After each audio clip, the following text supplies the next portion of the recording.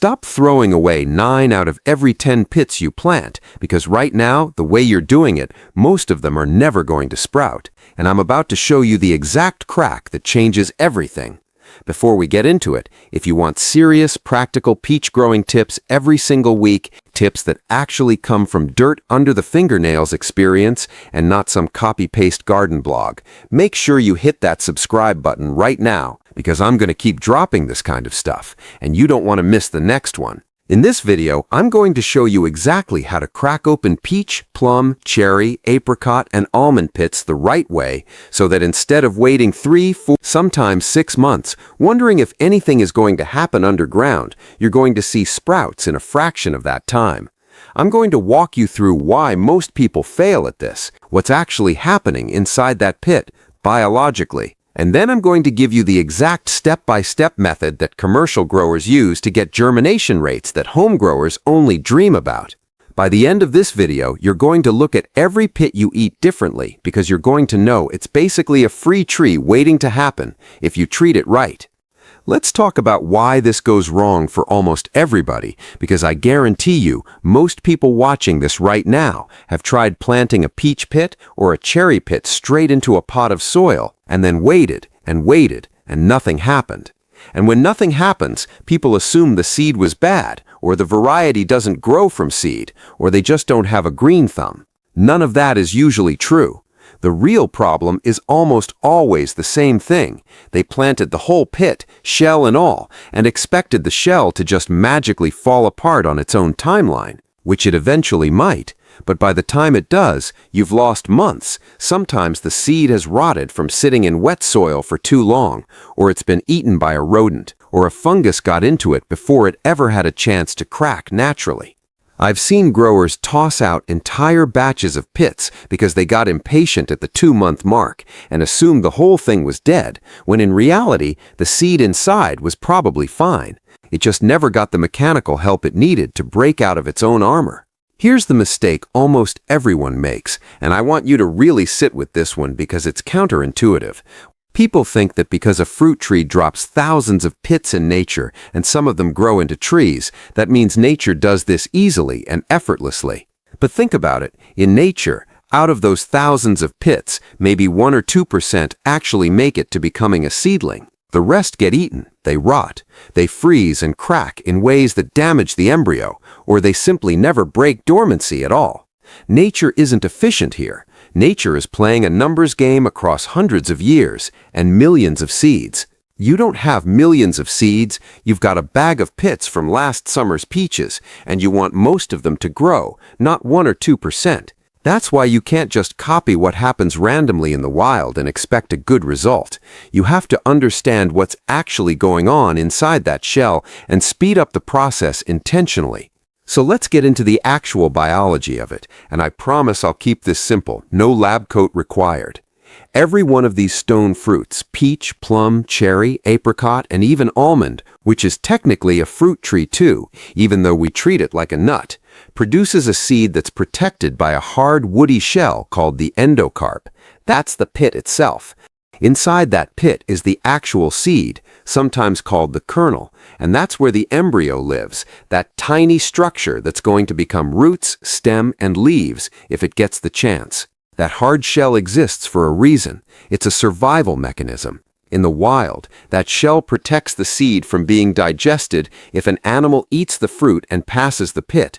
It protects the seed from drying out, and it protects the embryo through the winter while the tree is dormant. But here's the catch. That same shell that protects the seed in nature is also the exact thing that blocks water and oxygen from reaching the embryo when you plant it in your garden. And without water and oxygen getting to that embryo, germination straight up cannot happen, no matter how good your soil is, no matter how much you water it, no matter how perfect the temperature is. On top of the physical shell issue, these seeds also have something called seed dormancy, which is basically a biological switch that keeps the embryo asleep until certain conditions are met. For most temperate stone fruits, that switch gets flipped by a period of cold and moist conditions, which mimics winter. This is called stratification, and it's absolutely critical, because the seed is essentially programmed to think, I need to feel a real winter has passed before it's safe for me to grow. Otherwise, I might sprout in the fall and get killed by frost before I even get established. So you're actually dealing with two separate obstacles here, the physical armor of the shell and the internal chemical dormancy that needs cold exposure to break. Miss either one, and you're going to be waiting a long time, or you're going to get nothing at all. Now let's talk about what professional growers and nurseries actually do, because this is where it gets practical, and this is the part you're going to want to write down or save this video for later, because I'm going to walk you through the exact steps. Step 1 is fruit selection and pit extraction, and this matters more than people realize. You want to get your pits from fully ripe, ideally slightly overripe fruit, because an underripe fruit often has an underdeveloped embryo inside that pit that just isn't mature enough to grow, no matter what you do to it afterward. When you cut open your peach, plum, cherry, or apricot, clean off every bit of fruit flesh from the pit, and I mean every bit, because any leftover sugar or fruit residue left on that pit is an open invitation for mold and bacteria. Once you start the next steps, rinse it under water and scrub it gently with an old toothbrush if you have to. For almonds, you're working with the hull removed already in most cases, so you're starting closer to the shell stage, but the same cleanliness rule applies. Step 2 is drying and short-term storage, and a lot of people skip this or rush it. After cleaning your pits, let them air dry for about 2 to 3 days at room temperature, out of direct sunlight, spread out on a paper towel or a screen so air can move around all of them. This isn't about drying them out completely and permanently. It's about removing surface moisture so you don't get mold setting in during the next stage. If you're not going to work on them immediately, you can store clean, dried pits in a paper bag in a cool, dry spot for a few weeks without any problem. They're tough little things. Step 3, and this is really the heart of the entire video, is the cracking process, and I want you to understand exactly how to do this without destroying the seed inside, because that's the #1 fear people have, and it stops them from even trying. You are not trying to smash the pit open. You are trying to create a controlled fracture in the outer shell, just enough to let water and air in, without touching or damaging the actual kernel inside. The way I do this, and the way most experienced growers do this, is with a simple pair of pliers, a vise, or even a nutcracker for the softer-shelled varieties, like some plums and apricots. You place the pit on its side, along the seam, because every one of these pits has a natural seam line running around it, almost like the seam on a football, and that seam is the weakest point. Structurally, it's where the shell wants to split. You apply slow, steady pressure right along that seam, not sudden force, slow and steady, and you're listening and feeling for that first crack. The moment you hear or feel that initial pop, you stop immediately. You do not keep squeezing. That first crack is exactly what you need, a hairline fracture that opens the door, literally, for moisture and oxygen to reach the seed. If you keep going past that point, you risk crushing the kernel inside, and then you've wasted that pit entirely.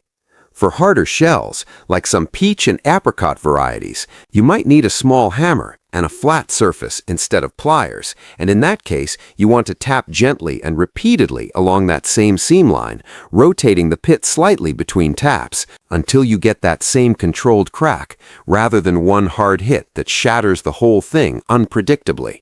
Almonds tend to have a slightly softer shell in comparison, so a nutcracker set to light pressure usually does the job perfectly without any risk to the kernel. Step 4 is the stratification process, which is where you're going to satisfy that internal dormancy switch I mentioned earlier. Take your cracked pits and place them in a slightly damp medium, either sand, peat moss, or even a damp paper towel folded around them, and put that into a plastic bag or a container with a loose-fitting lid, because you want some air exchange, not a fully sealed environment. Label the bag with the date and the variety. Trust me on this, because after a few weeks in the fridge, everything starts looking the same and you will forget which bag is which. Place that container in your refrigerator, not the freezer, at a temperature between roughly 33 and 41 degrees Fahrenheit, and leave it there for a period that varies by fruit type, but generally runs somewhere between 6 and 12 weeks.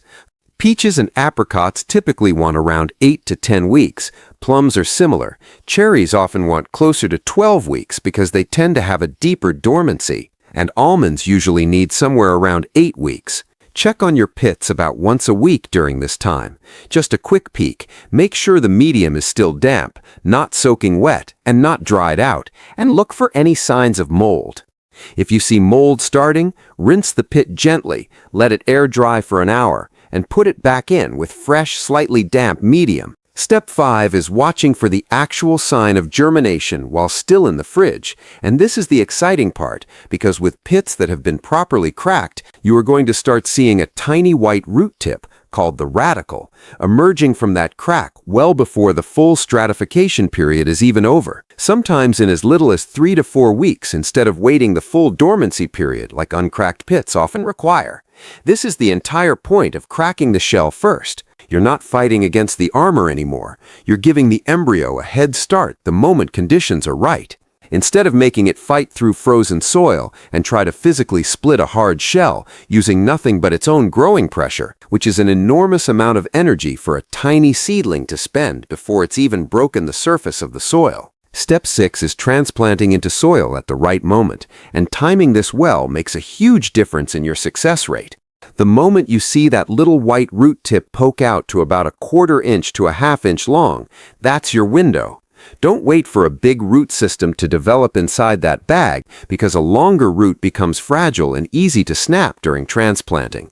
And once that root snaps, that seedling's chances drop dramatically. Gently place the pit, root side down, into a small pot filled with well-draining potting mix, burying it about 1 inch deep, and water it in lightly. From here, keep the soil consistently moist but never waterlogged, and place the pot somewhere it'll get bright, indirect light and mild warmth, because after that cold stratification period, warmth is actually the next trigger the seed is looking for to really take off and start pushing up a shoot.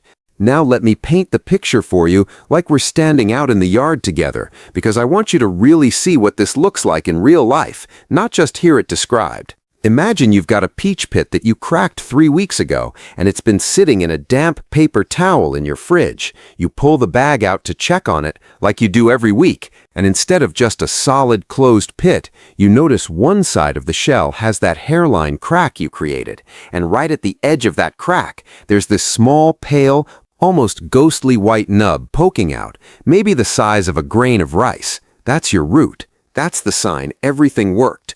Compare that to a whole, uncracked pit sitting right next to it in the same bag, same moisture, same temperature, same amount of time, and it's still sitting there completely sealed, no visible activity at all, because that shell is still doing exactly what it evolved to do, keeping everything locked inside until either enough time passes for it to naturally weather and split on its own, which can take way longer than you want to wait, or it simply never gets that chance and eventually rots.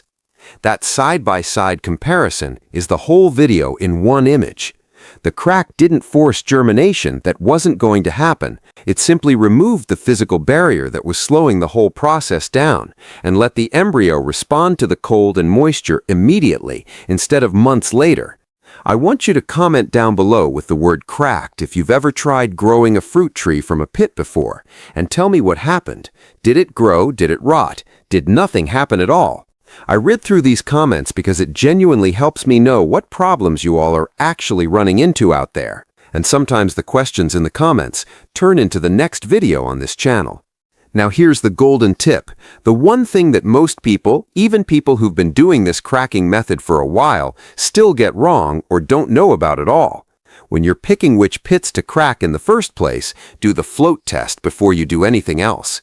Drop your cleaned, dried pits into a bowl of water and let them sit for about 10 minutes. The pits that sink to the bottom are your best candidates because that means there's a solid, well-developed kernel inside with enough density and moisture content to sink. The ones that float are, more often than not, either empty, underdeveloped, or already starting to dry out and die inside, and cracking those is basically wasting your time and risking mold in your stratification bag for nothing. Commercial nurseries use this exact float test as a first-pass filter before they even bother investing labor into cracking and stratifying seed, because why spend the effort on a pit that was never going to produce a viable seedling in the first place? Do this one simple test before you crack a single pit, and you're going to immediately improve your success rate because you're starting with better raw material. Let's talk about the common mistakes now, because I see these over and over again in comments and in messages from people who tried this and got frustrated. Mistake number 1 is cracking too hard and crushing the kernel, usually because people get impatient and just want to force the shell open in one motion, instead of applying that slow, steady pressure along the seam and stopping the instant they feel that first give.